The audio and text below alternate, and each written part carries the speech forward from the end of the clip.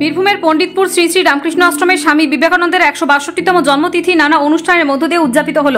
বীরভূমের দুবরাজপুর শ্রী শ্রী রামকৃষ্ণ আশ্রমের উদ্যোগে পণ্ডিতপুর শ্রী শ্রী রামকৃষ্ণ আশ্রমে আজ ২রা ফেব্রুয়ারি যুগনায়ক স্বামী বিবেকানন্দের ১৬২তম জন্মতিথি উৎসব নানা অনুষ্ঠানের মধ্য দিয়ে উদযাপিত হয়।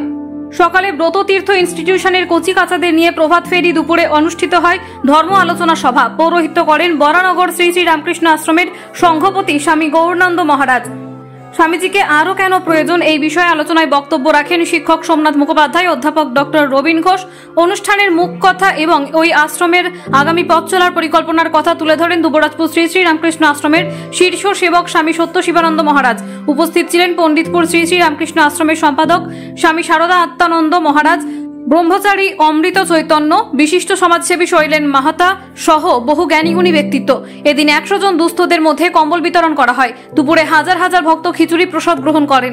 এদিন পণ্ডিতপুর শ্রী শ্রী রামকৃষ্ণ আশ্রমের প্রাণপুরুষ প্রতিষ্ঠাতা স্বামী সত্যানন্দ মহারাজ এবং আশ্রমের ভূমিদাতা স্বর্গীয় সাধক সরজু প্রসাদ গুপ্তের স্মৃতিচারণা করেন সত্য শিবানন্দজি।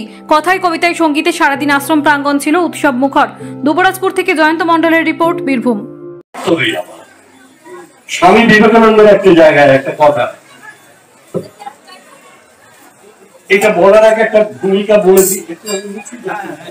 এমনি কথাবার্তা যখন হয় দেখুন একদম নিজের জীবনে দেখুন, কারো জীবনে দেখতে হবে না, কোনো ভেদ নেই, শুধু নানা রূপের দেখে নিন, নানা রূপ সরিয়ে দিন, আমি আপনি এক। ভাবুন তো সেই 1893 সালের 11ই সেপ্টেম্বর কলম্বাস হল, আমেরিকা, চিকাগো। ভাবুন সেখানে যখন বিবেকানন্দের নিজের কথা, আমরা কেন আত্মসম্মান করবো? আমাদের কি দেখানোর আছে লোককে? You don't have to prove anything to anybody. কাউকে কিচ্ছু প্রমাণ দিতে যাবেন না, কিচ্ছু প্রমাণ দিতে যাবেন না। সেই শাহজাহান কবিতা রবি ঠাকুরের। নমস্কার।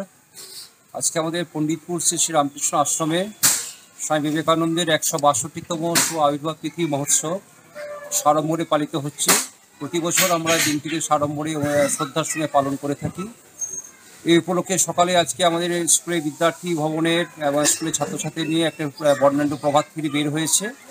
এরপর মন্দিরে বিশেষ পুজো, বিশ্বকল্যাণ যজ্ঞ এবং ১০০ জন দুস্থ নরায়ণের হাতে আমরা শীতবস্ত্র আমরা তুলে দেবো, শীতের কম্বল তুলে দেবো।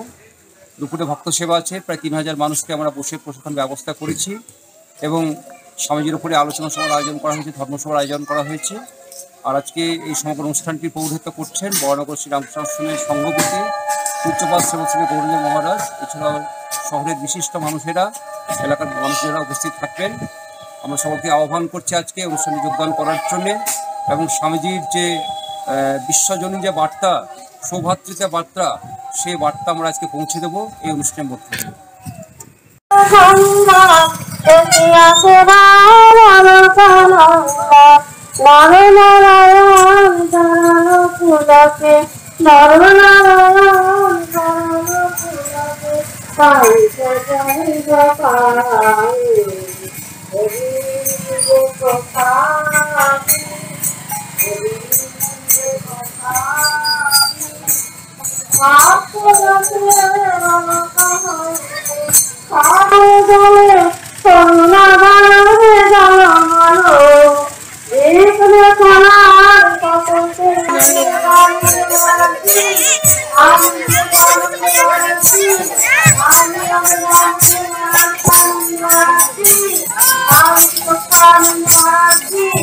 আমাদের